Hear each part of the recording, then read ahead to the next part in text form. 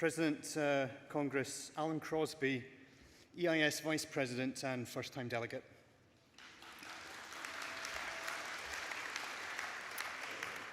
Colleagues, back in the autumn of 1986, I was heading off to university to begin a degree in English literature.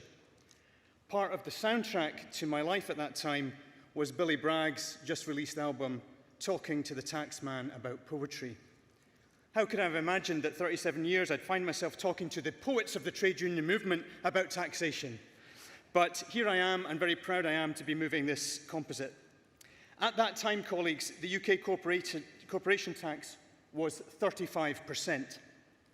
Just 3 years earlier, in other words, exactly 40 years ago today, corporation tax under Thatcher was 50%, an astonishing fact.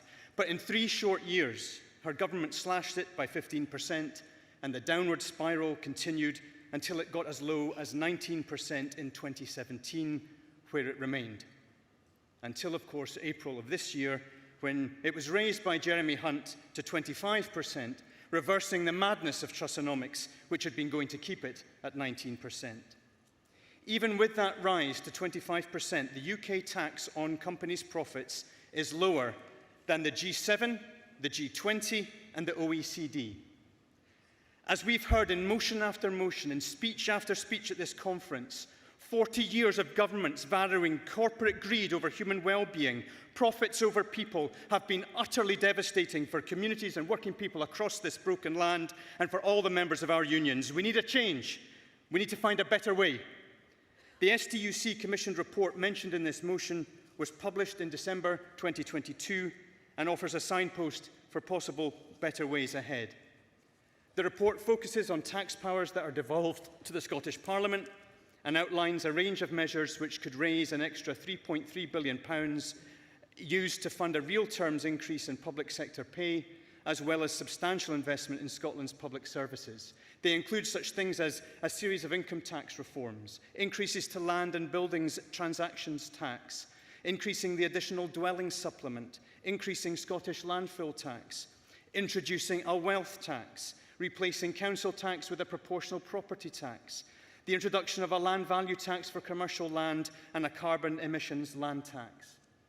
Colleagues, £3.3 billion is a lot of money, but it is small when compared to the dozens, if not hundreds of billions that could be raised and spent on public services at UK level, and then, of course, shared with devolved administrations through resulting increases in the block grant if similar progressive taxes were brought in at Westminster. Our motion is calling for an investigation and report into what those reforms might be and in what can be learned from the tax and spend regimes in Scandinavia and other Western countries. In terms of income inequality, the UK has one of the worst track records. Doing better are Sweden, Switzerland, Norway, Finland, Denmark, Belgium, Iceland, Slovenia, Slovakia. The more equal a country is, the better its outcomes in all key indicators such as health, education, criminal justice, and overall happiness and well-being. We need to look at how we can increase our tax to GDP ratio nearer to the average levels in Scandinavia. We need to widen the tax base, increase progressive taxes, close tax loopholes, and then spend much more on public services. The report we're calling for in this motion could look at measures such as the UK's non-structural tax reliefs, which cost the public purse £195 billion in 2021, equalising capital gains with income tax, applying national insurance to unearned income, introducing a financial transactions tax, taxing wealth, cutting inheritance tax loopholes, ending non-dom reliefs. Conference in conclusion, I want to remind you that in January of this year, Oxfam reported that 2/3 of the new post-pandemic surge in wealth went to the top 1%. It is clear that the Tory party is the political wing of that 1%, and we need to get rid of them.